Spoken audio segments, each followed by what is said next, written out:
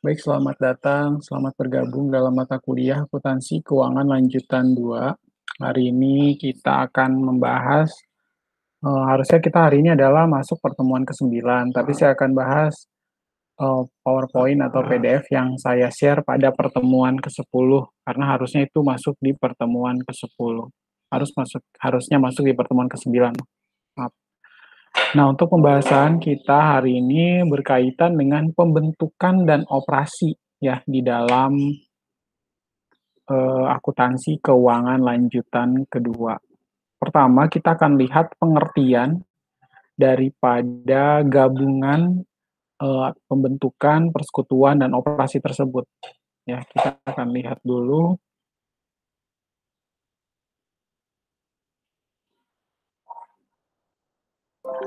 Pengertiannya gabungan antara dua orang atau badan atau lebih disebut sebagai partner atau sekutu. Ya, di sini adanya gabungan antara dua orang, badan atau lebih disebut sebagai partner atau sekutu. Nah, kesepakatan untuk menyatukan harta.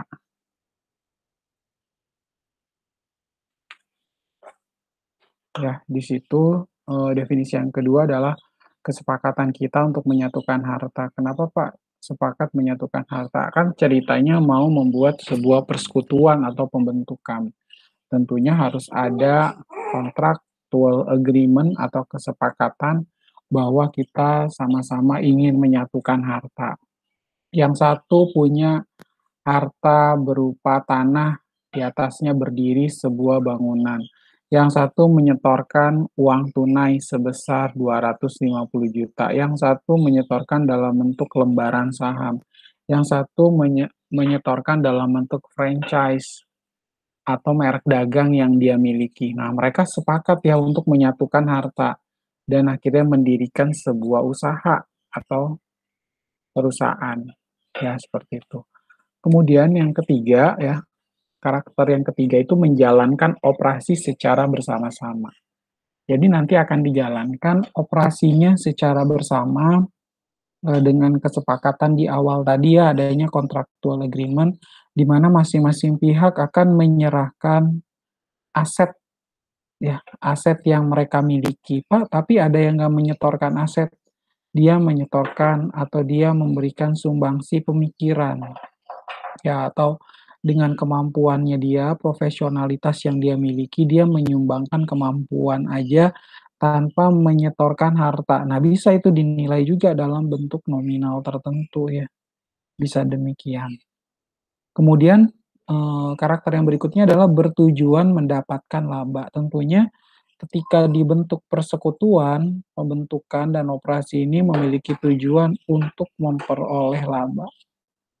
Ya, jadi ada tujuannya untuk mendapatkan laba.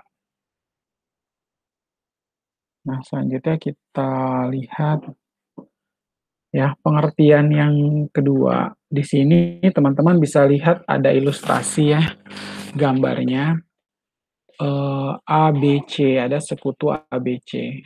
Kemudian yang di bawahnya juga ada sekutu ABC. Ya, di sana ada pertanyaan, lalu apa nih bedanya? Ya, dengan kondisi demikian, dengan gambar yang sama, bisa menimbulkan definisi atau pengertian yang berbeda. Ya, kalau dilihat secara kasat mata kita begini ya, kita melihat sama aja sih Pak. A, B, dan C, mereka sama-sama menyerahkan harta tadi ya. Lalu menyerahkan harta, lalu membentuk sebuah satu usaha atau satu bentuk namanya sekutu ABC. Ya, gabungan antara dua orang atau badan atau lebih, di mana mereka nanti akan membentuk sebagai partner atau sekutu. Selanjutnya adalah A, B, C itu adalah sekutu ABC. Lalu adalah karakteristik partnership. Ya, karakteristik partnership. Karakteristik dari partnership ini yang pertama adalah mutual agency. Ya, kemudian adalah limited life. Kemudian yang ketiga adalah unlimited liability.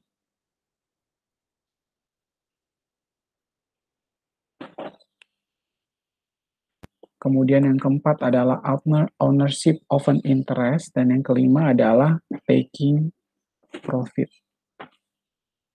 Ya, di sini teman-teman bisa melihat bahwa karakteristik sekutu yang pertama yaitu mutual agency.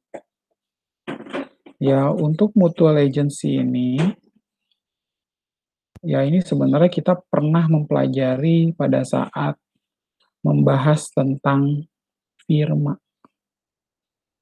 Ya, seperti itu. Nah, mutual agency atau biasa disebut dengan istilah saling mewakili. Mutual agency ini artinya setiap anggota dalam menjalankan usaha firma adalah merupakan wakil dari anggota-anggota firma yang lain. Ya, jadi mutual agency ini atau saling mewakili ini di mana setiap anggota dalam menjalankan usaha firma adalah merupakan wakil dari anggota-anggota firma yang lain. Jadi dia bisa mewakili anggota-anggota firma yang lain. Lalu, jadi apabila ada salah seorang anggota beroperasi dalam bidang usaha firma, ya, jadi apabila ada salah seorang anggota beroperasi dalam bidang usaha firma, maka secara tidak langsung anggota tersebut mewakili anggota-anggota firma yang lain. Ya, maka secara tidak langsung anggota firma tersebut Secara tidak langsung, anggota firma tersebut mewakili anggota-anggota firma yang lain. Kemudian karakteristik persekutuan atau partnership yang kedua yaitu limited life. Ya, limited life definisinya adalah umur yang terbatas. Ya, jadi ada batasan usia atau batasan umur. Artinya apa? Bahwa sekutu atau firma itu, ya ini karena kita pernah bahas ini juga di dalam akuntansi persekutuan atau akuntansi firma ya. Akuntansi untuk pendirian firma. Nah, kita lihat berkaitan dengan yang kedua itu adalah limited life atau umur terbatas, artinya firma yang didirikan oleh beberapa orang anggota mempunyai umur yang terbatas. Ya, limited life umur terbatas artinya firma yang didirikan oleh beberapa orang anggota mempunyai umur yang terbatas. Maksudnya adalah apabila ada anggota atau sekutu yang keluar, berarti firma tersebut secara hukum dinyatakan bubar.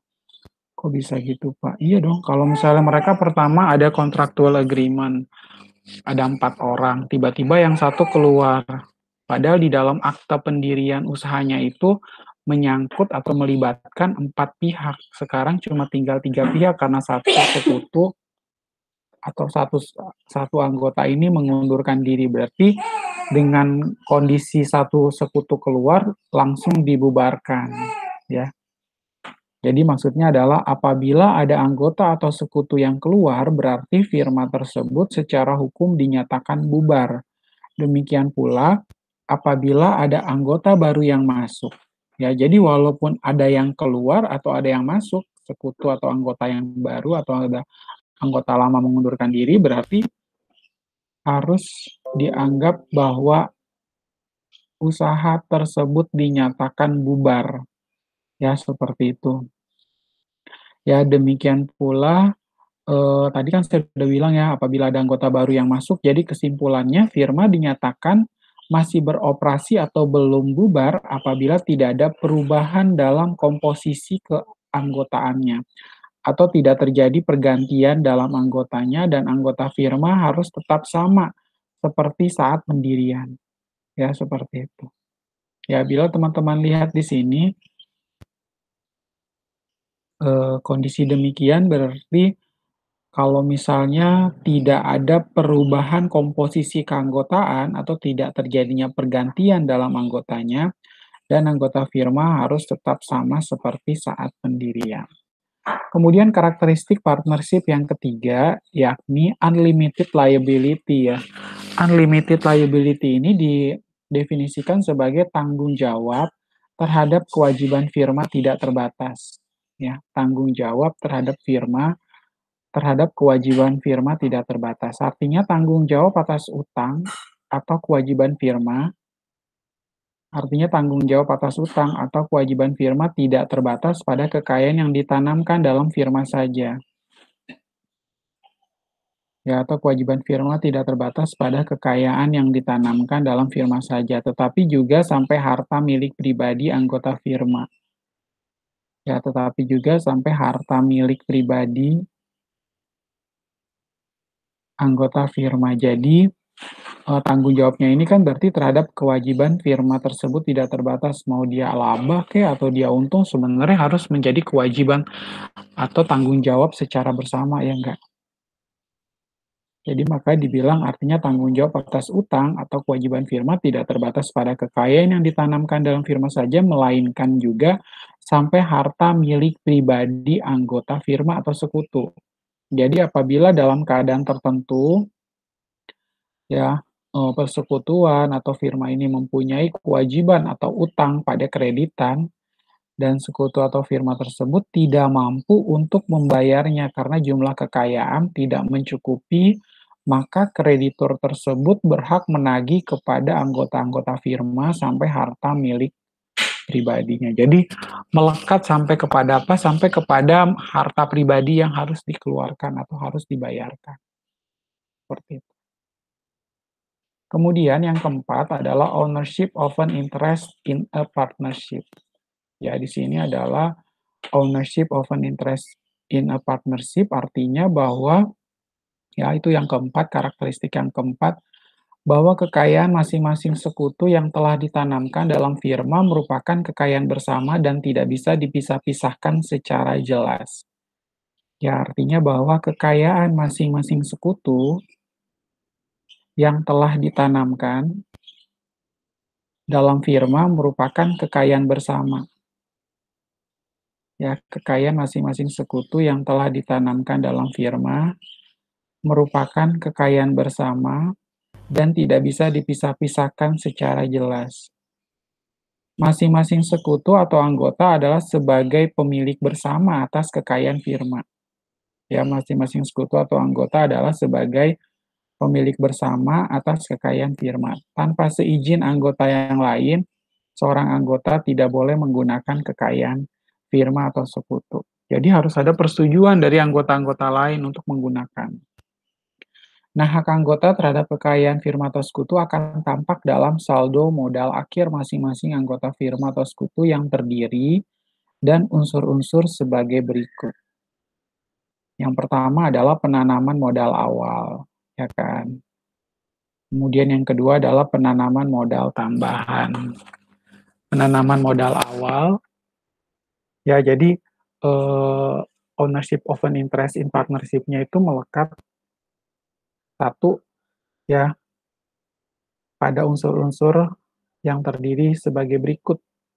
Penanaman modal awal, penanaman modal tambahan, pengambilan prive atau pengambilan pribadi, penambahan dan pembagian laba, dan pengurangan dan pembagian rugi.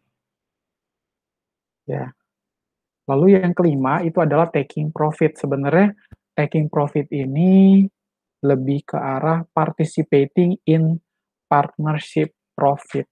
Ya, berpartisipasi dalam laba di dalam persekutuan atau firma tersebut. Ya, participating in partnership profit artinya laba atau rugi sebagai hasil operasi firma akan dibagikan kepada setiap anggota firma. Ya, artinya laba atau rugi sebagai hasil operasi firma akan dibagikan kepada setiap anggota firma berdasarkan partisipasi atau aktivitas masing-masing anggota di dalam firma.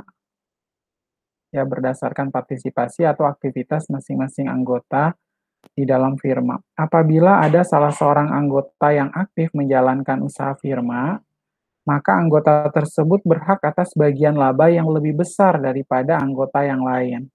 Ya dong, adil nggak sih Pak itu? Ya, menurut saya fair, cukup fair ya, cukup adil. Karena apabila ada salah seorang anggota yang aktif menjalankan usaha firma, maka anggota tersebut berhak atas bagian laba yang lebih besar daripada anggota yang lain. meskipun modal yang ditanamkannya lebih kecil daripada modal yang ditanamkan oleh anggota yang tidak aktif. Karena yang aktif ini berarti dia ikut kontribusi, memberikan pendapat, sumbangsi pendapat, lalu dia pokoknya dengan profesionalitas yang dia miliki, dia mengerahkan segala kemampuan yang dia miliki, dia memberikan kontribusi yang jauh lebih banyak dibandingkan dengan anggota atau sekutu-sekutu yang lain. Ya, maka dari itu, dia tentu berhak untuk mendapatkan bagian laba yang lebih besar, padahal anggota tersebut bisa jadi dia menanamkan modal yang jauh lebih kecil dibandingkan anggota atau sekutu-sekutu yang lain. Ya, atau dapat ditentukan secara lain atas sepersetujuan anggota-anggota firma atau persekutuan dan ketentuan mengenai proporsi pembagian laba rugi ini harus dicantumkan secara rinci dan jelas dalam akte pendirian persekutuan atau firma tersebut. Ya, seperti itu. Nah, kemudian kita lanjutkan dengan bentuk daripada partnership.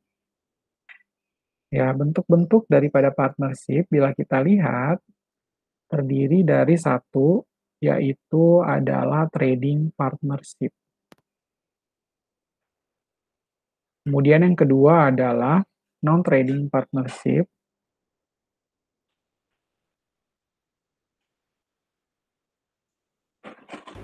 Yang ketiga adalah general partnership.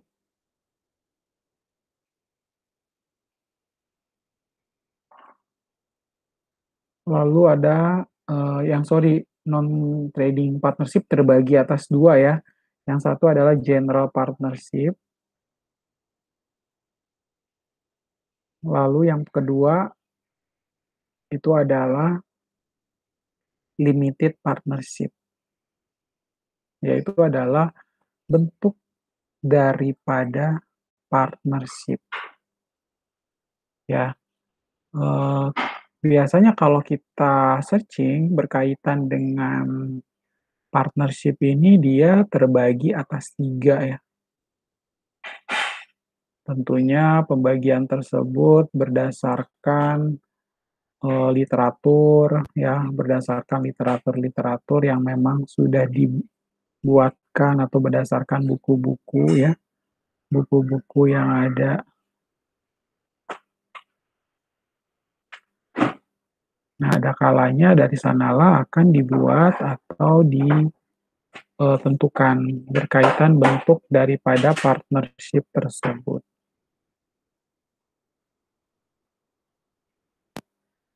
Ya, karena kalau kita bicara partnership sendiri, dia ada kelebihan dan juga ada kekurangannya ya. Kalau ya yang namanya orang usaha selalu ada lebih dan pasti akan ada kurang. Tidak semuanya itu dalam kondisi pokoknya ini pasti selalu baik, belum tentu. Nah, ada kalanya demikian. Ya, karena kalau misalnya kita katakan kelebihan daripada kelebihan dan kekurangan bisnis partnership itu seperti apa sih, Pak, ya? Tentu kita bisa melihat. Nah, kelebihan daripada partnership itu pendirian yang dapat dilakukan dengan mudah, dengan cara informal, jika dianggap perlu, ya, untuk menjadikan usaha kemitraan tersebut formal dan tercatat. Tentunya usaha ini harus secara formal kan, dan juga harus dibuat aturan main dari awal, harus ada contractual agreement, masing-masing sudah sepakat, masing-masing juga sudah setuju. Kemudian kelebihan yang kedua, keterampilan yang dapat saling melengkapi, ya, keterbatasan dalam mengerjakan sesuatu di dalam menjalankan suatu bisnis.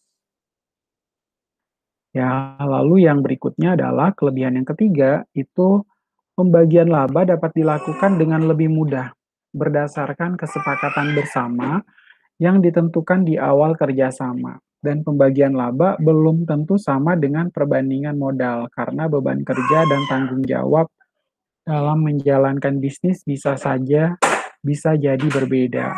Kemudian yang keempat, kemudahan dalam mencari mitra pasif atau komanditer, ya. Lalu mitra komanditer ini dianggap sebagai suatu bentuk kelebihan bentuk usaha kemitraan karena dapat mengakomodasi orang-orang yang bersedia melakukan investasi tanpa mau terlibat secara langsung dalam bisnis. Kan ada kalanya demikian ya. Orang maunya saya mau invest doang, tapi saya nggak mau tahu dia mau ngapain ke di dalam. Yang penting saya udah menanamkan uang sekian, nanti saya berhak untuk mendapatkan profit dari sana. Ada profit sharing atau saya harus mendapatkan laba, dividen, dan lain sebagainya dari situ. Tentu dia akan melihat hal tersebut. Ya, jadi dia tidak terlibat secara langsung. Ya, lalu serta bersedia untuk mengambil resiko hanya sebatas uang yang ditanam tersebut. Kemudian yang kelima ya, kelebihan yang kelima, pengumpulan modal aktif yang lebih besar. Apabila jika ditambah dengan komitmen yang mencapai harta pribadi, maka akan memungkinkan terjadinya perluasan usaha karena adalah modal yang lebih besar.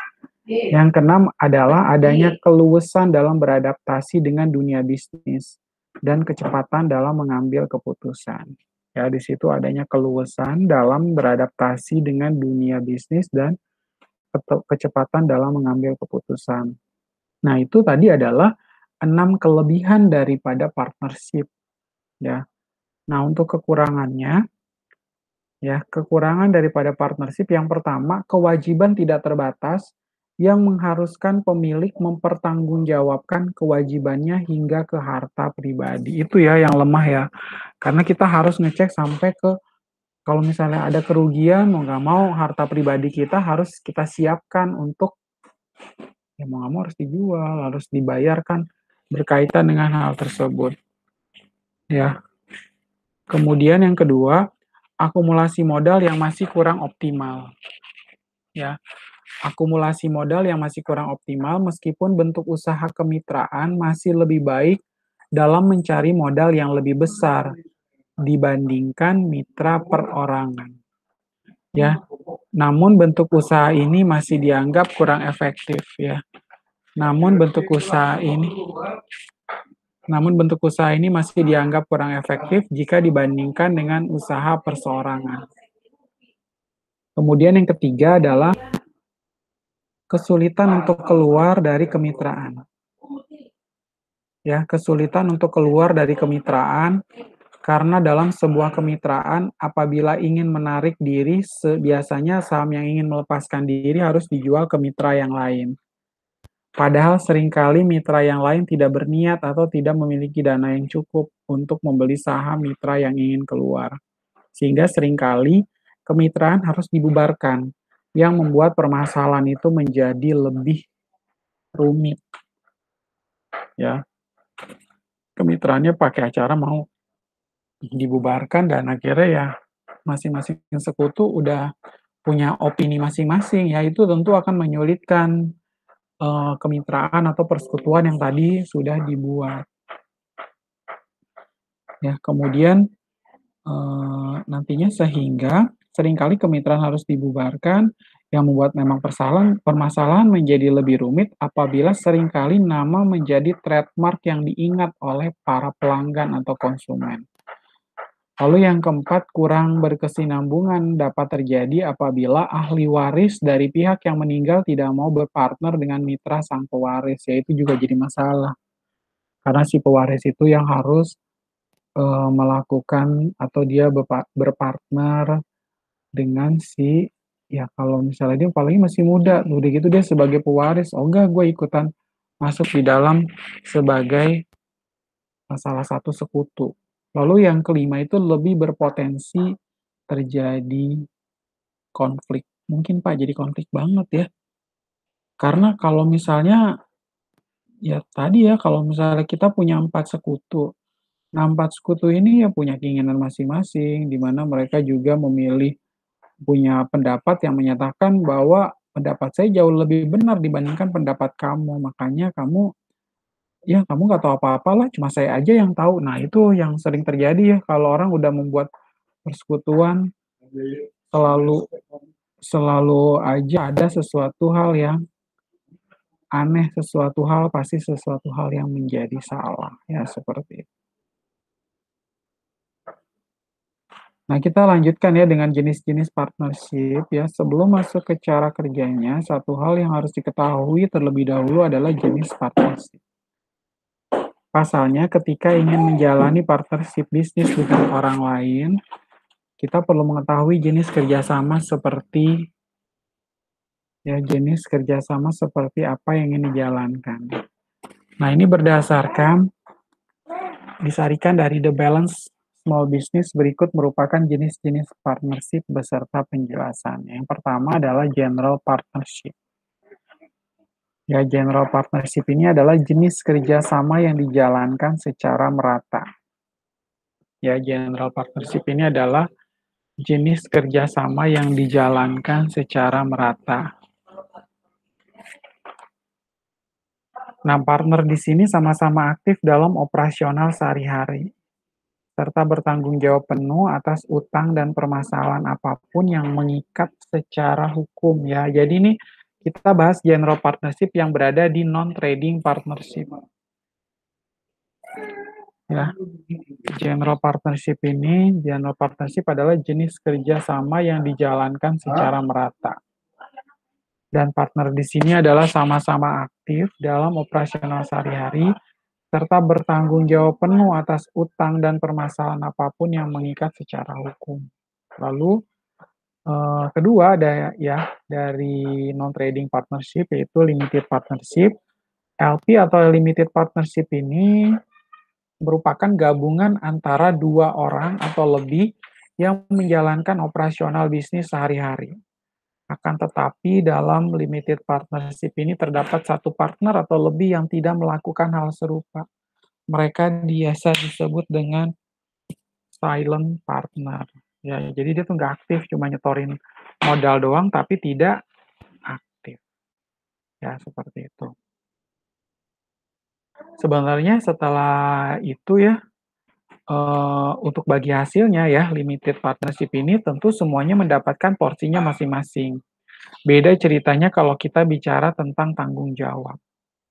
Ya, partner yang memang tidak menjalankan usaha, partner yang memang tidak menjalankan operasional sehari-hari, tidak bertanggung jawab atas utang dan permasalahan hukum. Ya, tidak bertanggung jawab atas utang dan permasalahan hukum. Ya. Nah, setelah limited partnership ini ada yang namanya limited liability partnership (LLP). Limited liability partnership. Dalam limited liability partnership ini perlindungan hukum diterapkan pada semua partner. Ya, perlindungan hukum diterapkan pada semua partner, baik yang umum maupun terbatas, seperti silent partner yang disebutkan sebelumnya.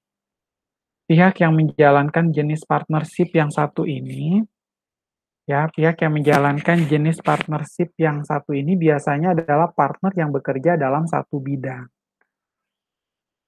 Ya, bidang itu misalnya akuntan, kemudian pengacara, dan masih banyak lagi. Nah, dalam limited liability partnership, kalau salah satu partner melakukan kesalahan yang harus diurus secara hukum, partner lain akan terlindungi dari hal tersebut. Ya, misalnya kalau yang satu ternyata tersandung kasus kriminalitas, nah partner-partner yang lain akan terhindar atau terlindungi dari hal demikian.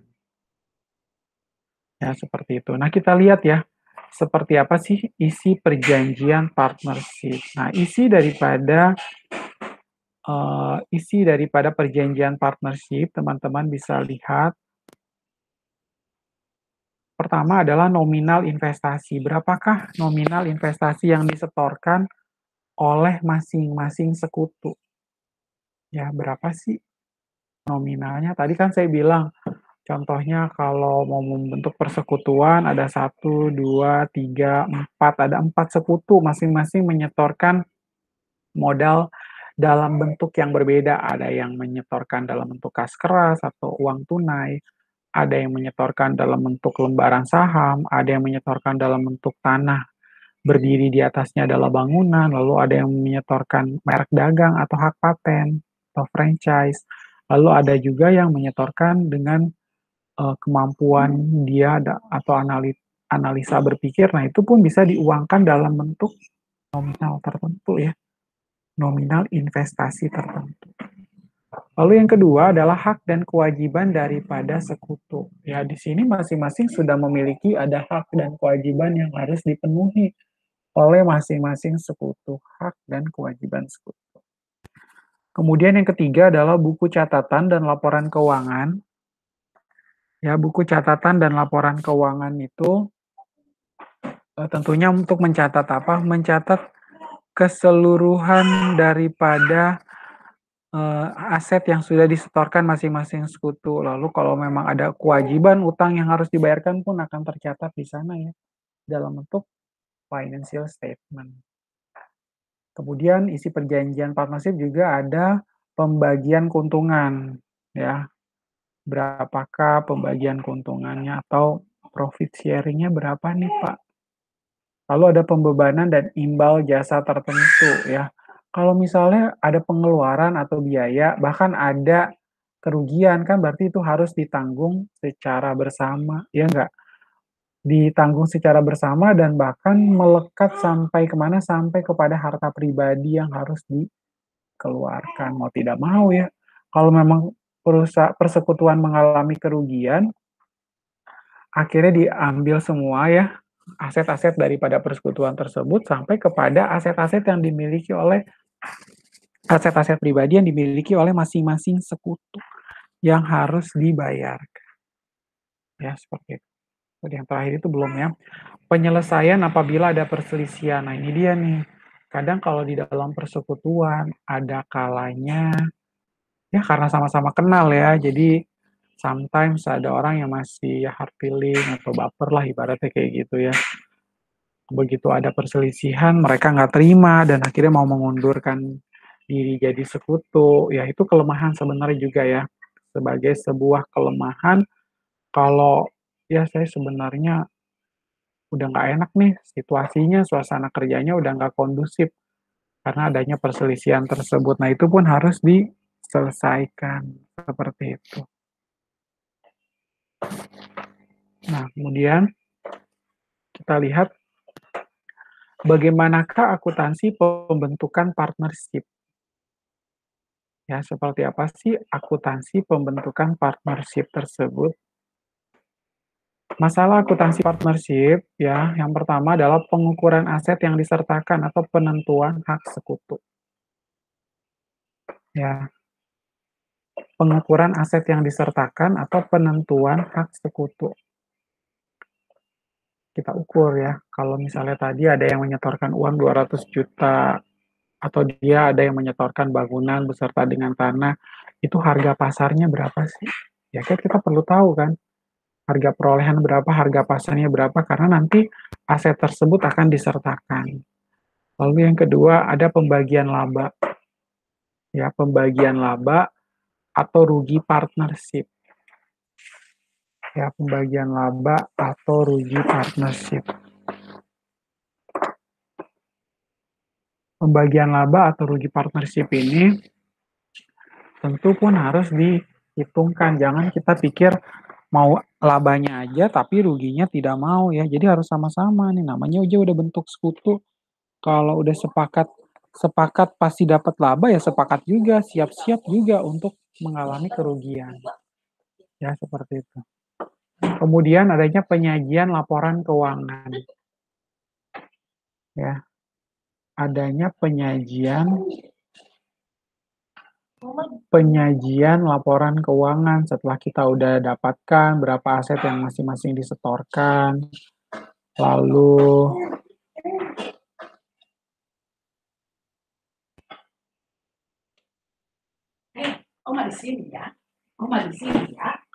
kemudian ada penyajian laporan keuangan.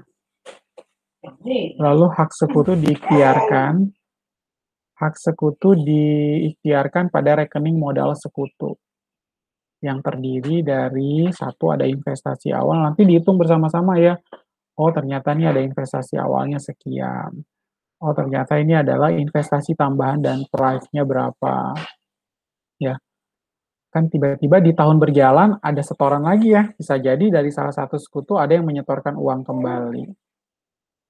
Kemudian ada juga yang bisa jadi ada pengambilan pribadi atau pengambilan pribadi atau prive. Lalu berarti kita di sana pun harus memasukkan berapa sih komponen investasi awalnya, lalu investasi tambahan dan prive-nya berapa, dan bagian keuntungan atau rugi. Ya, seperti itu. Nah, bagian keuntungan atau kerugian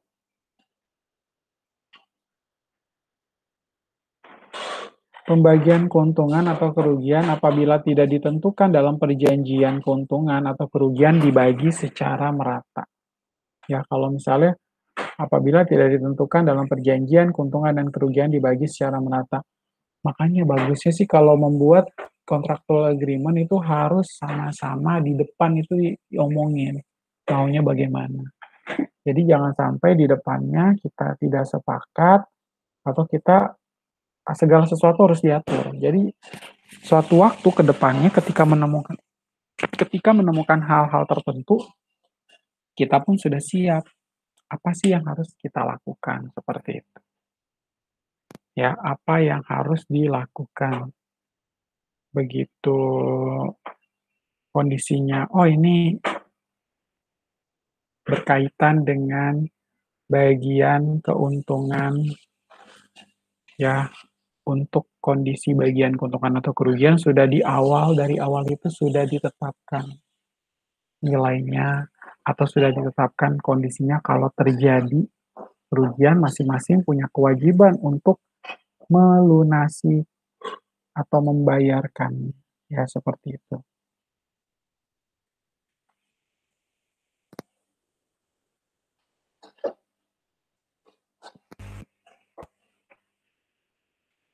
Nah, kemudian kita lanjutkan akuntansi pembentukan partnership, ilustrasinya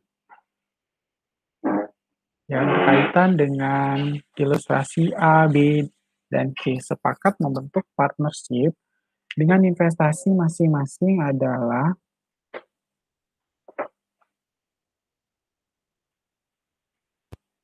50.000, 80.000, dan 100.000. Dalam operasionalnya, partnership memperoleh keuntungan 45.000.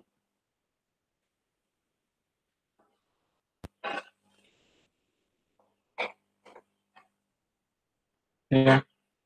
Ilustrasi A, B, dan C sepakat membentuk partnership dengan investasi masing-masing 50.000, 80.000, dan 100.000. Dalam operasionalnya, partnership memperoleh keuntungan Rp45.000. Sorry, 45.000 ya, bisa jadi $45.000. Permintaannya, tentukan pembagian keuntungan dan bagaimana pengaruhnya terhadap modal masing-masing sekutu. Ya, kita diminta untuk menentukan pembagian keuntungan dan lalu bagaimana pengaruhnya terhadap modal masing-masing sekutu. Nah, untuk penyelesaiannya, teman-teman bisa lihat investasi awal tadi untuk modal A tadi adalah 50.000, modal B 80.000, modal C adalah 100.000. Oke. Nah, totalnya adalah 230.000. Nah, untuk laba usahanya dalam operasionalnya partnership memperoleh laba 45.000. 45.000 berarti kita bagi 3 ya. Masing-masing mengakui laba usaha sebesar 15.000. 15.000 B, C 15.000. Kemudian modal akhirnya berarti kita hitung di sana adalah 230.000 investasi awal.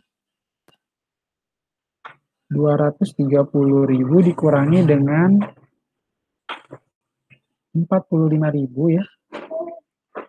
Modal akhirnya menjadi 230.000 ditambah dong maksudnya. 230 ditambah 45 diperoleh modal akhirnya adalah 275. Dan masing-masing modal A, modal B, modal C juga kita tadi sudah split ya. 275 aset total modal A-nya 65.000, modal B-nya 95.000, modal C-nya adalah 115.000. Nah, asumsi ruginya 45.000 ya. Karena di sini Tentukan pembagian keuntungan dan bagaimana pengaruhnya terhadap modal masing-masing sekutu. Ya, tentukan pembagian keuntungan lalu bagaimanakah pengaruhnya terhadap modal masing-masing sekutu. Nah, tadi untuk investasi awal 230.000 kita mengasumsikan akan terjadinya kerugian sebesar 45.000, ya kan? 45.000 seperti biasa kita bagi 3 nih. 45.000 dibagi 3, masing-masing A, B, dan C masing-masing mengakui rugi sebesar 15.000. Sehingga modal akhirnya 230.000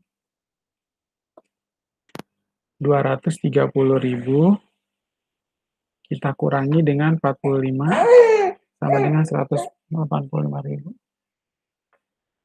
Terus modal A-nya kita kurangi masing-masing ya sama. Modal A 50.000 dikurangi 15.000 dapat 35.000. Modal B-nya 80.000 dikurang 15.000 65.000. Modal C 100.000 kurang 15.000 85.000. Nah, itu adalah asumsi kerugian sehingga masing-masing akan dibebankan bila terjadi kerugian ya. Ini bukan laba usaha nih, rugi usaha di sini ya. Kalau kita rugi di sini. Nah, ini kalau kita mengasumsikan bahwa kondisi persekutuan atau partnership-nya mengalami kerugian, berarti kerugiannya harus dibebankan ke masing-masing sekutu A, B, dan C.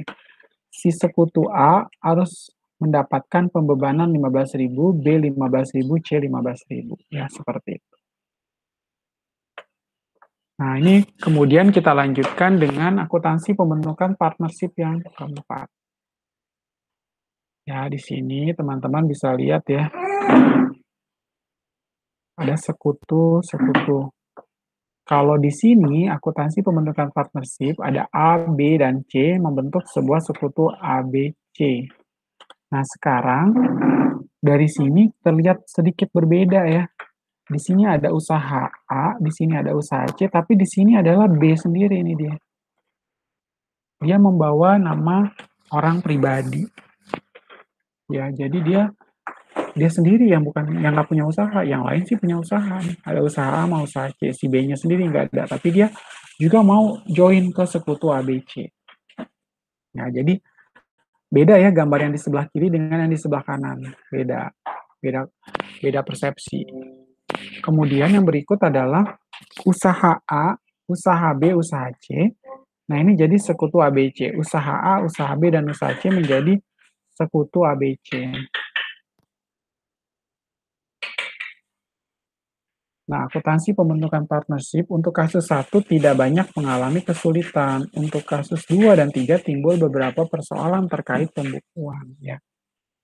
Nah, kalau kita lihat ini agak beda kan. Yang ini kan tadi yang kita bahas di depan. Tapi kalau yang ini ada usaha B, usaha C sekutu ABC. Karena si B adalah orang pribadi, dia bukan atau dia tidak menjalankan usaha sebelumnya. Nah, kalau yang ini, kalau kita lihat nih di sini nih, ini lebih kayak apa? Lebih kalau misalnya dikatakan konglomerasi. Kalau usaha A, usaha B, dan usaha C. Ya, usahanya itu jauh lebih kepada konglomerasi usaha B, usaha A, usaha C itu menjadi sekutu ABC. Ya, ini jadi konsep 1, konsep 2, dan konsep 3 itu jelas memiliki definisi yang berbeda. Nah, akuntansi pembentukan partnership di sini melanjutkan pembukuan salah satu usaha terdahulu atau pembukuan baru. Ini yang agak sedikit sulit ya. Kalau kita melanjutkan pembukuan salah satu yang terdahulu, kita bawa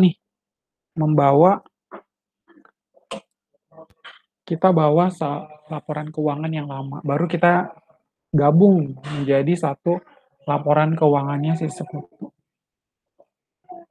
Kemudian diadakan atau tidak penilaian ulang terhadap posisi aset, ya, posisi asetnya, utangnya, dan modal masing-masing usaha sekutu yang digabung. Ya, jadi akan diadakan atau tidak penilaian ulang terhadap posisi aset, utang dan modal masing-masing usaha sekutu yang digabung. Karena kan kita mesti ngitung baru lagi. Kemudian bagaimanakah ayat jurnal untuk mencatatnya? Seperti itu. Nah, kita lihat nih.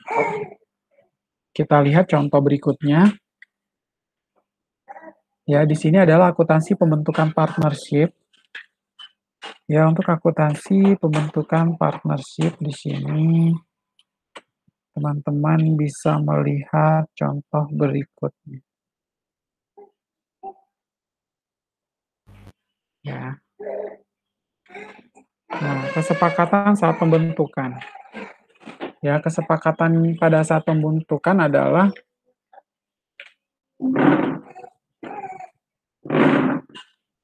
seluruh kas diambil oleh X. Ya, di sini kesepakatan saat pembentukan seluruh kas diambil oleh X. Kemudian piutang dagang sebesar 4.000 disepakati tidak tertagih. Piutang dagang sebesar 4.000 disepakati tidak tertagih dan cadangan kerugian piutang ditetapkan 4% dari saldo piutang yang baru. Ya, dan cadangan kerugian piutang ditetapkan 4% dari saldo piutang yang baru. Lalu yang ketiga, persediaan dinilai kembali menjadi 106.400. Ya, persediaan dinilai kembali menjadi 106.400. Peralatan senilai 60.000 dan telah disusupkan 50% dicatat sebesar nilai wajar 30.000. Kemudian ada goodwill diberikan pada X sebesar 40.000. Nah, di sini kita akan melanjutkan pembukuan usaha X dan menyusun buku baru. Melanjutkan pembukuan usaha X dan melakukan penyusunan buku baru. Nah, mencatat penilaian kembali beberapa aktiva usaha X. Ya, di situ kita mengakui cadangan kerugian piutang ditetapkan 4% dari saldo piutang yang baru. Ya, coba kita lakukan. Di sini adalah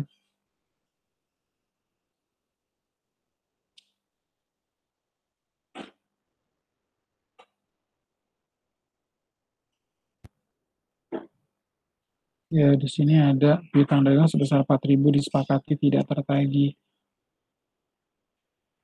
Dan cadangan kerugian piutang ditetapkan sebesar 4% dari saldo piutang yang baru. Nah, sebelumnya itu adalah kondisinya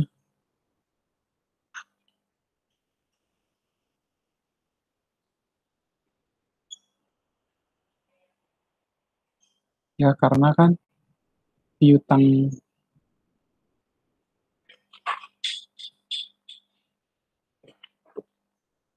dagangnya adalah kalau teman-teman lihat di sana piutang dagang adalah 4.000 ya.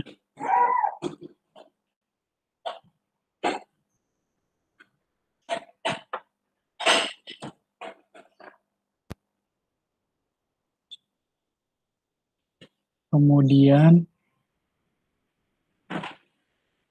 kita lihat di situ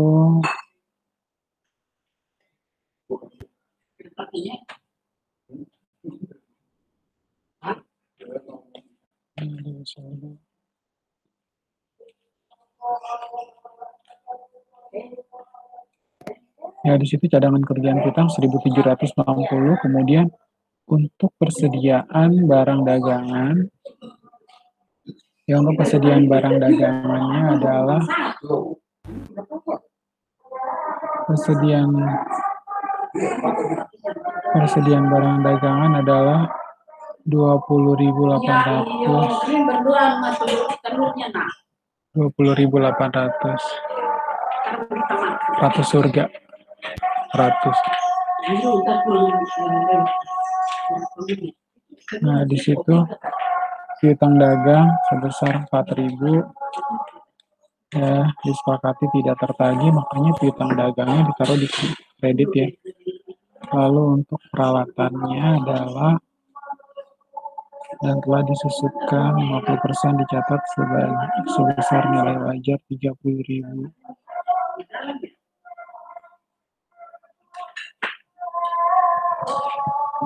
Sehingga peralatan yang dicatat adalah 18.000 untuk pengakuan goodwill-nya adalah 40.000, oke. Nah, untuk akumulasi penyusutannya adalah akumulasi penyusutan peralatan sebesar 22.400. Untuk persediaan barang dagangannya, ya tadi sudah saya sampaikan 20.800, cadangan kerugian piutangnya adalah 1.760. Nah, kita dari sana melanjutkan pembukuan usaha X ya dengan mencatat penilaian kembali beberapa aktiva usaha X. Lalu yang berikutnya adalah menyusun buku baru ya. Di sini mencatat aset bersih usaha X sebagai setoran X. Mencatat aset bersih usaha X sebagai setoran X, piutang dagangnya adalah 76.000. Ya, piutang dagang sebesar 76.000. Lalu persediaan barang dagangan tadi dari soal 106.400. Kemudian untuk perlengkapan 6.400, peralatan adalah 30.000, akumulasi penyusutan 40.000. Cadangan kerugian piutangnya adalah 3.040.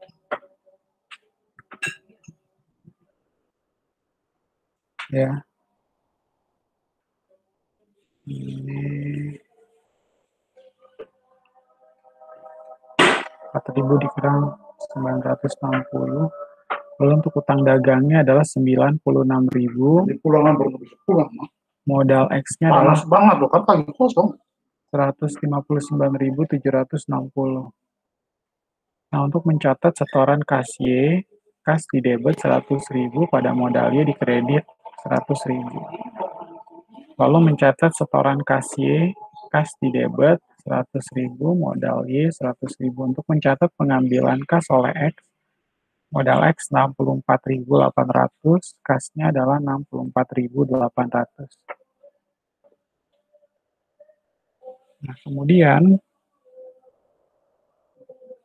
untuk untuk pembuatan racanya, teman-teman tinggal masukkan di sini kasnya Rp100.000, lalu piutang dagangnya adalah 76.000, ada cadangan kerugian piutang sebesar 3.040.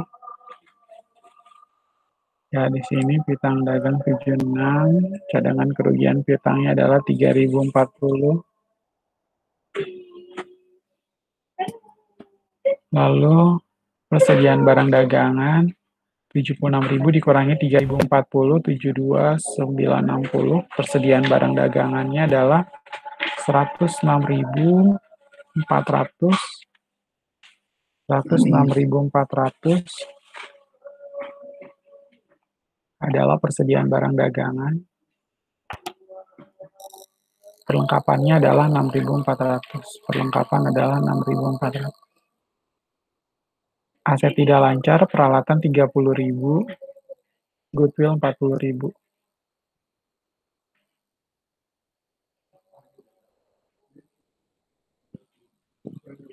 Peralatan 30.000.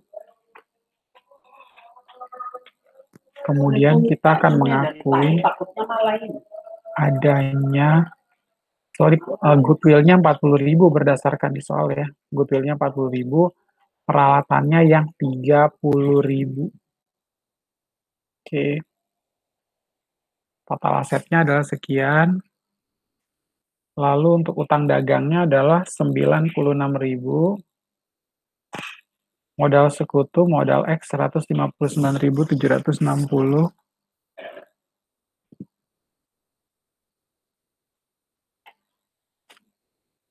Kemudian modal Y-nya adalah 100.000. Ini modal X 159.760. Modal Y-nya adalah 100.000. Sehingga total daripada aktiva dan pasiva sama ya. 355.760. 355.760. Nah, selanjutnya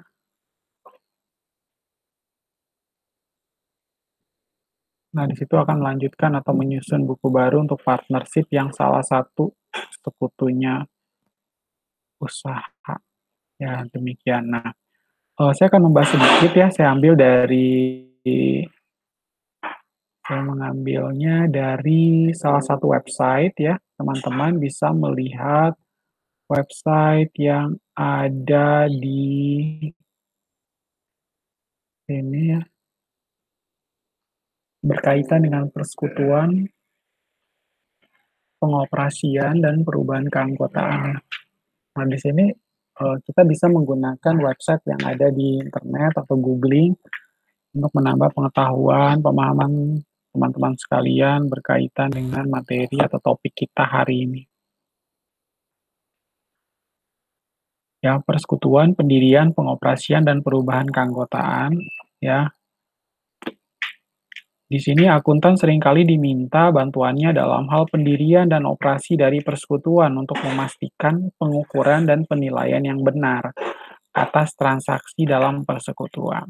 Dan persekutuan merupakan bentuk usaha yang populer karena mudah dalam pendiriannya dan memungkinkan beberapa individu untuk menggabungkan bakat dan kemampuan mereka. Dan dalam satu usaha tertentu. Selain itu, persekutuan menyediakan sarana yang lebih fleksibel untuk memperoleh tambahan modal dibandingkan dengan perusahaan perorangan dan memungkinkan pembagian risiko dalam pertumbuhan usaha yang cepat. Nah, karakteristik entitas persekutuan. Bentuk usaha persekutuan memiliki beberapa komponen unik karena status legal, dan akuntansinya. Nah, bagian berikut menggambarkan karakteristik utama yang membedakan bentuk persekutuan dari entitas bisnis lain. Ya, jadi bentuk usaha persekutuan itu memang memiliki beberapa komponen unik karena status legal dan akuntansinya, dan bagian berikut menggambarkan karakteristik utama yang membedakan bentuk persekutuan dari entitas bisnis lain. Nah, regulasi yang pertama adalah regulasi hukum persekutuan, di mana akuntan yang bekerja untuk persekutuan harus memahami hukum atau undang-undang terkait dengan persekutuan, karena hukum atau undang-undang tersebut menjelaskan hak-hak tiap sekutu dan kreditor selama proses pembentukan. Pembentukan, operasi, dan likuidasi atas persekutuan. Dan dalam Kitab Undang-Undang Hukum Perdata atau Kitab Undang-Undang Hukum Perdata dan Kitab Undang-Undang Hukum Dagang Indonesia tertera definisi hak-hak dan kewajiban-kewajiban setiap sekutu ke sekutu lain dan kreditor dalam persekutuan. Nah, definisi persekutuan pada Kitab Undang-Undang Hukum Perdata bab 8 bagian 1 pasal 1618 menyatakan bahwa persekutuan adalah perjanjian antara dua pihak atau lebih yang setuju untuk menginvestasikan sesuatu ke dalam usaha dan laba yang diperolehnya dibagi di antara mereka. Nah, definisi ini dapat dibagi menjadi 3 faktor terpisah, yaitu gabungan 2 orang atau lebih. Kemudian yang kedua adalah untuk menginvestasikan sesuatu. Ya, biasanya kan orang juga memilih, saya maunya usaha ya sekalian dengan yang lain ya, jadinya biar makin gede dong modal. Kalau dibandingkan dia sendiri, mendingan bareng-bareng sama sekutu lain ya, untuk menambah modal. Lalu yang kedua, untuk menginvestasikan sesuatu. Ya, untuk menginvestasikan sesuatu. Lalu yang ketiga, usaha untuk laba. Usaha untuk laba, ya seperti itu. Nah, pendirian persekutuan, teman-teman bisa lihat di sana, salah satu keuntungan utama dari bentuk persekutuan adalah Mudah dalam pendirian. Akte pendirian persekutuan harus mencakup hal-hal berikut ini. Nama dari persekutuan dan nama dari para sekutu. Kemudian eh, jenis usaha yang akan dijalani itu jenisnya apa?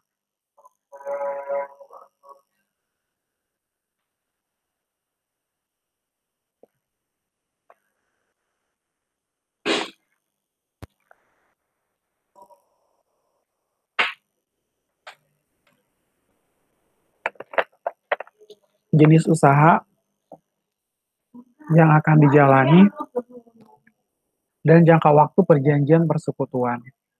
Ya, lalu kontribusi modal awal dari masing-masing sekutu dengan metode di mana kontribusi modal di masa depan diterapkan. Ya, lalu ada penjelasan lengkap tentang distribusi keuntungan dan kerugian, termasuk gaji, bunga atas saldo modal, bonus, batas penarikan dalam mengantisipasi laba, dan persentase yang digunakan untuk mendistribusikan sisa keuntungan dan kerugian. Prosedur yang digunakan dalam perusahaan persekutuan setiap seperti penambahan sekutu baru dan berhentinya sebuah sekutu. Ya, seperti penambahan sekutu baru dan berhentinya sebuah sekutu. Lalu, aspek lain dalam operasi yang diputuskan oleh sekutu seperti hak manajemen dari masing-masing sekutu, prosedur pemungutan suara, dan metode akuntansi. Selanjutnya adalah karakteristik utama lain persekutuan. Ya, karakteristik utama lain persekutuan berikut ini adalah bagian dari Kitab Undang-Undang Hukum Perdata dan juga Kitab Undang-Undang Hukum Dagang yang terkait dengan pembentukan dan operasi persekutuan, yang terkait dengan penghentian dan likuidasi persekutuan. Dan perjanjian persekutuan ya terdiri dari perjanjian persekutuan, karakteristik yang pertama. Tadi kita juga udah lihat nih, ada persekutuan sebagai entitas terpisah. Tapi ini ada pengecualian. Memang persekutuan sebagai entitas terpisah dengan pemilik ya, tapi pada saat ada rugi tetap harus melibatkan aset pribadi daripada sekutu tersebut. Itu sebenarnya kelemahan daripada persekutuan. Ya, walaupun memang persekutuan itu sebagai entitas terpisah. Lalu yang ketiga, sekutu adalah wakil atau agen persekutuan. Kewajiban sekutu adalah kewajiban bersama. Lalu yang berikut adalah hak dan kewajiban sekutu. Kepemilikan sekutu yang dapat dialihkan dalam persekutuan. Ya, hak dan kewajiban sekutu, kepemilikan sekutu yang dapat dialihkan dalam persekutuan, berhentinya sekutu,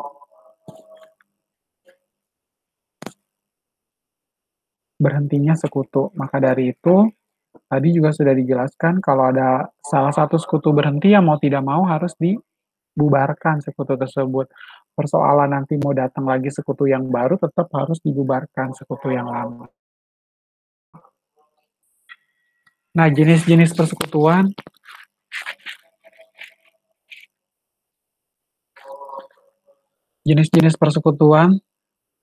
terbatas ya. Banyak orang menilai kemungkinan terjadinya kewajiban personal atas kewajiban persekutuan sebagai kerugian utama bisnis persekutuan. Karena alasan ini, kadang orang menjadi sekutu terbatas pada satu dari beberapa bentuk persekutuan terbatas.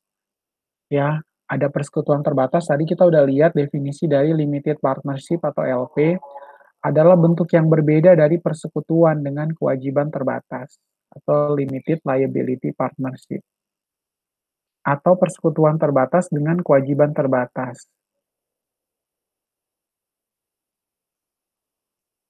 Ya, atau persekutuan terbatas dengan kewajiban terbatas, limited liability partnership. Nah, variasi berdasarkan tingkat perlindungan kewajiban kepada saham, ya, variasi berdasarkan tingkat perlindungan kewajiban kepada saham. Nah, persekutuan terbatas tadi kita juga udah bahas singkat ya, persekutuan terbatas atau limited partnership.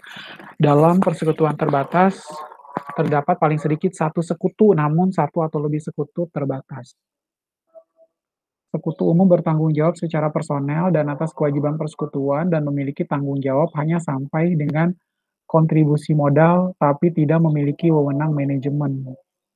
Ya karena dia terbatas, jadi dia nggak punya punya wewenang untuk mengurusin yang lain-lain di dalam persekutuan tersebut. Kemudian persekutuan dengan kewajiban terbatas atau limited liability partnership. Ya, persekutuan dengan kewajiban terbatas adalah di mana tiap sekutu memiliki tingkat perlindungan kewajiban yang sama. Ya, tiap sekutu ini memiliki tingkat perlindungan kewajiban yang sama. Tidak ada sekutu umum atau sekutu terbatas di limited liability partnership, sehingga tiap sekutu memiliki hak dan kewajiban sebagai sekutu umum.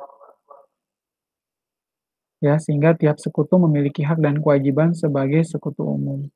Tapi dengan kewajiban hukum terbatas, ya, tapi dengan kewajiban hukum terbatas. Nah, sekutu dalam limited liability partnership ini tidak bertanggung jawab secara personal atas kewajiban persekutuan. Namun beberapa negara bagian telah mendefinisikan bahwa tiap sekutu dalam LLP bertanggung jawab penuh atas kewajiban persekutuan, tapi tidak akibat tindakan kelalaian profesional atau malpraktek yang dilakukan sekutu lain.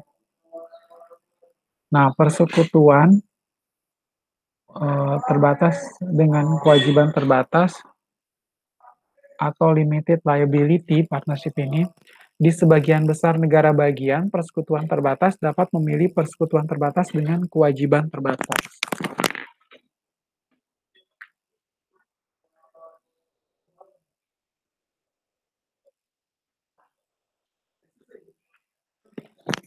Nah, kemudian di LLP setiap di limited liability partnership, di limited liability limited partnership ini lebih ini lagi ya, lebih dalam lagi ibaratnya.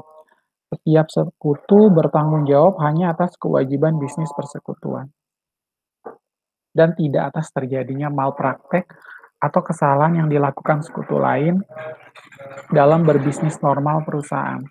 Nah, keuntungan daripada limited liability limited partnership adalah tiap sekutu umum walau bertanggung jawab atas manajemen persekutuan tidak memiliki kewajiban personal atas kewajiban persekutuan, sama dengan perlindungan kewajiban yang diberikan di sekutu terbatas.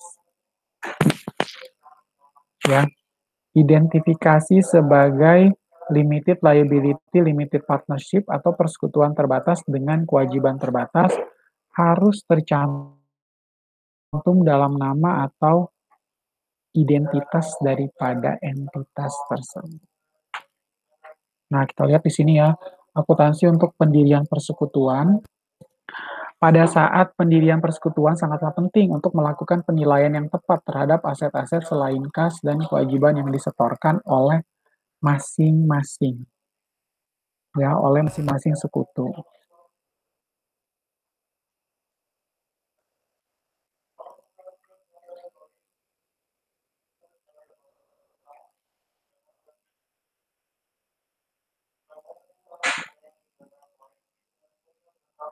Nah, kemudian kita lanjutkan. Nah, kita lanjutkan.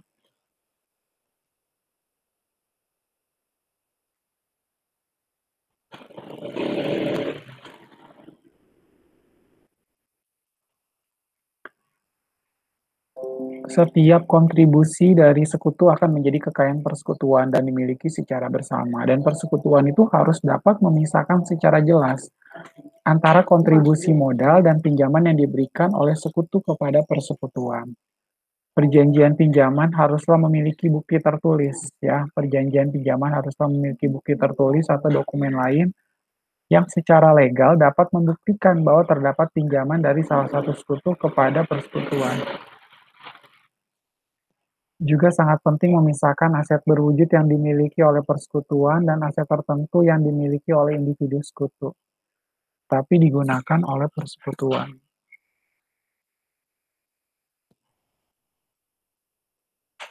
Nah, pencatatan akuntansi atas aset berwujud atas persekutuan itu harus dijaga. Nah, teman-teman kita lihat ilustrasi akuntansi pendirian persekutuan. Ilustrasi berikut digunakan sebagai dasar untuk mendukung digunakan sebagai dasar untuk diskusi selanjutnya dalam bab ini. Ya, Aldi perusahaan perorangan telah mengembangkan beberapa piranti lunak untuk berbagai jenis komputer. Nah, berikut adalah saldo dari akun-akun Aldi pada tanggal 31 Desember 2010. Ya, ada persediaan 7 juta sebagai modal Aldi. Kemudian, persediaan 7 juta, modal Aldi 15 juta ya, itu peralatan 20 juta dikurangi akumulasi penyusutan 5 juta. Ya, total kewajiban ditambah dengan modal. Di situ persediaan 7 juta, peralatan 27 juta, 27 dikurangi 5, 22 juta. Kemudian modal Aldi adalah 15 juta. Ya, selanjutnya. Nah, Aldi membutuhkan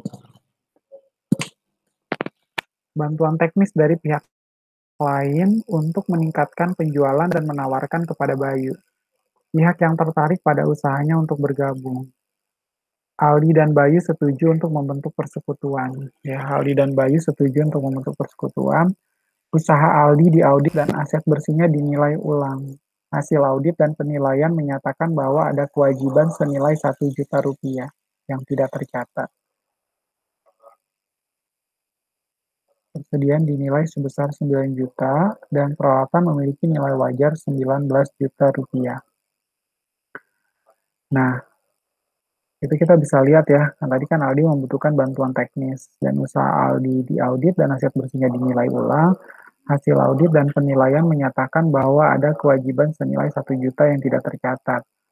Lalu persediaan dinilai sebesar 9 juta, peralatan memiliki nilai wajar 19 juta.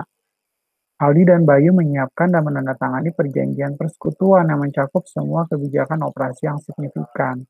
Bayu akan menyetorkan uang tunai sebesar 10 juta rupiah untuk sepertiga kepemilikan modal. Persekutuan AB mengambil alih semua usaha Aldi termasuk kewajibannya dan jurnal untuk mencatat penyetoran modal awal pada pembukuan persekutuan adalah sebagai berikut. Ya, adanya penyetoran kas sebesar 13 juta rupiah, lalu persediaan di debit 9 juta rupiah, ya, karena di situ persediaan dinilai sebesar 9 juta. Lalu ada peralatan memiliki nilai wajar sebesar, persediaan nilainya 9 juta rupiah, baru peralatan nilainya adalah 19 juta rupiah. Untuk kewajibannya, kewajiban sebesar 11 juta rupiah, ya, utangnya adalah 11 juta. Karena di situ kan ada kewajiban 1 juta.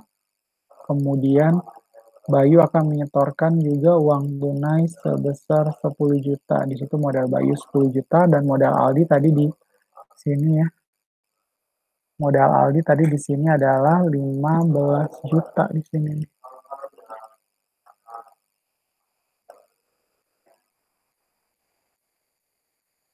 Ya, modal Aldi di situ 15 juta baru ditambah dengan 5 juta ya.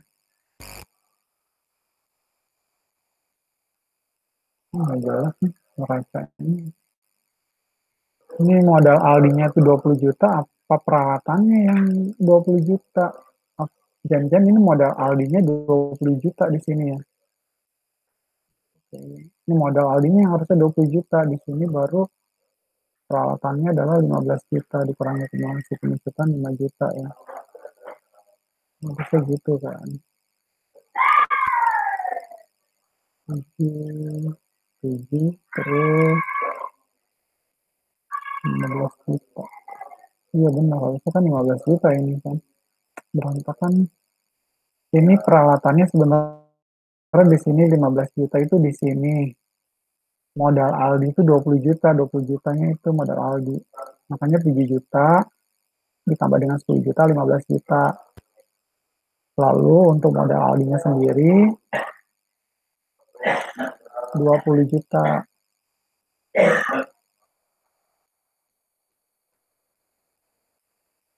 Ya, maka di situ modal Aldi adalah 20 juta. Mencatat persekutuan AB dengan penyetoran modal oleh Aldi dan Bayu sehingga jurnalnya kas di debit 13 juta, persediaan 9 juta, peralatan 19 juta di debit. Lalu di kreditnya kewajiban 11 juta, modal Aldi 20 juta, dan modal Bayu juga 10 juta.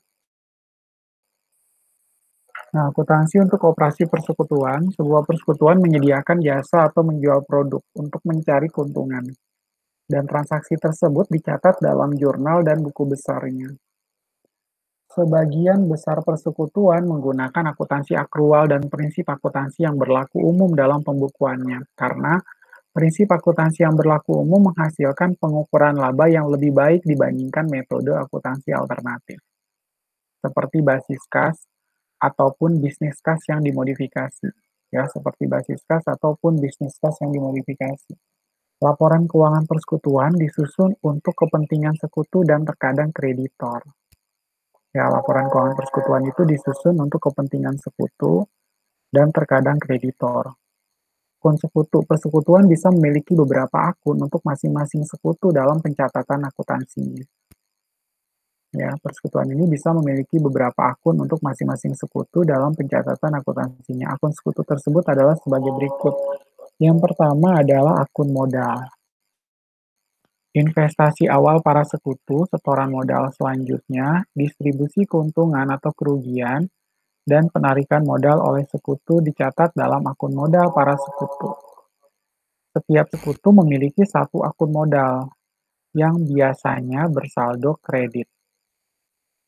Ya, akun prive atau penarikan pada para sekutu biasanya melakukan penarikan atas aset dari persekutuan sepanjang tahun sebagai antisipasi atas keuntungan. Contohnya, jurnal berikut dibuat dalam pembukuan persekutuan AB untuk penarikan kas sejumlah 3 juta rupiah oleh Bayu pada tanggal 1 Mei 2021. Nah, 1 Mei 2021, Prive Bayu 3 juta rupiah, kemudian kas di kredit 3 juta rupiah. Yang penarikan 3 juta oleh Bayu.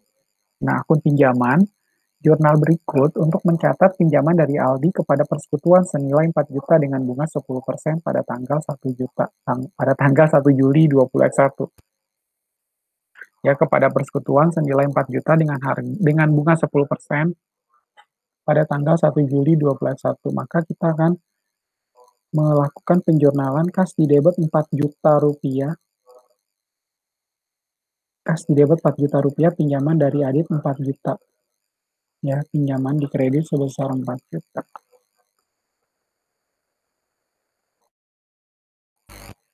Nah, kemudian alokasi laba atau rugi kepada para sekutu. Laba atau rugi dialokasikan kepada para sekutu pada tiap akhir periode sesuai dengan perjanjian dalam persekutuan.